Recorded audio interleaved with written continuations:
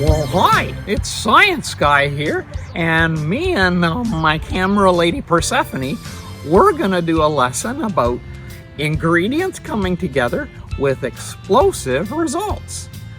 It's sort of like the way the church is supposed to be. Bunch of different people coming together. And in Christ, we have explosive results. Take a look. Okay, Persephone, so the first ingredient, are you catching this? The first ingredient is the hydrogen peroxide, which sounds like Persephone. And it goes into the tube. It's making gurgly sounds. Well, okay, what comes next? I guess the dish soap. We're using palm olive. It's supposed to be gentle on your hands. Oh, maybe. Oh, goodness. Huh. Okay. Food coloring.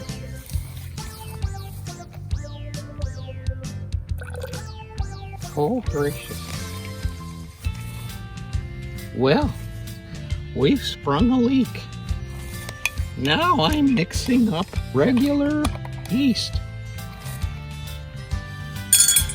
Okay, let's see what happens, kids. Go! Oh, it's like a pink fountain of foam. Well, that doesn't look like any bread I've baked lately. In fact, it quite looks like a pink volcano. If I pour more yeast in, will it make a loaf of bread or just some bubble gum? Yeah, it doesn't do anything. I guess whatever it was gonna do, it's done. Science Guy here, and today we're doing an experiment that shows, well, it shows a bunch of things. Ingredients and how when things are combined together, they can be catalyzed.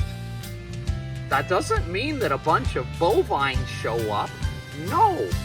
Catalyst is a word that describes something that causes something else to happen or speeds up something that would normally take place.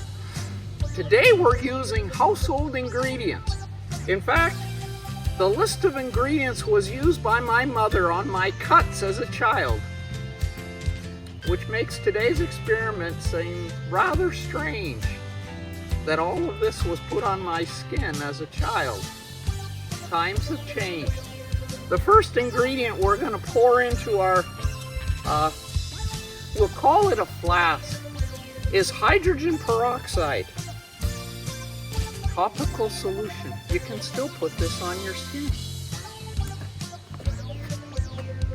Safety first. I have gloves on. In it goes.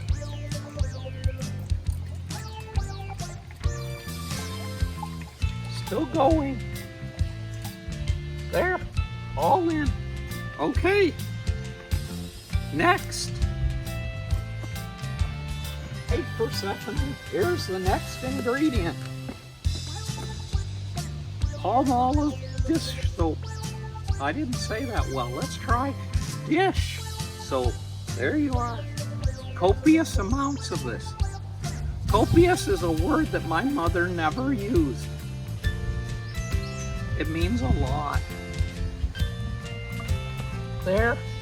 That seems pretty copious. We're gonna put that in my pocket. Out of my other pocket is another ingredient. My mother didn't put food coloring on my cuts. She put it in everything else. Okay. Okay, now for the catalyst. I need to go get that. All right, Persephone, here comes the secret. Well, it's not too secret, but It's potassium iodide. I'm gonna put this down now, okay? Now, ordinarily I wouldn't stand above something that was gonna explode, but camera angles are what they are, all in the name of science. Here we go.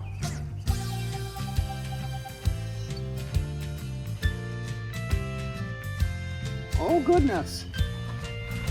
Goodness me, oh my. It appears to be doing little of anything. Well, let me describe by play what's happening here. Down in this flask, unseen by the outside world, there's a chemical reaction taking place.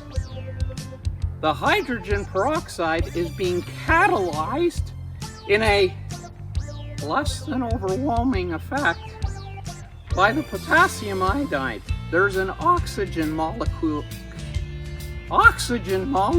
being released. It's combining with the soap, and it's having an incredible effect at a microscopic level. Science is at work, just not always seen. But remember, kids, we have a hope that gives us strength. And science, guys, staring down a beaker. Bye. Whoa, Persephone. Oh, that's what it was supposed to look like? Probably a good thing it didn't. This would have... Whoa. That kind of looks like... It kind of looks like pistachio candy floss, which would pretty much ruin a carnival. I'm glad that didn't happen like that with our experiment. Yeah, that would have been a bad thing. Spectacular, but that would have been a bad thing. Wow. I hope that guy has neighbors who are gracious.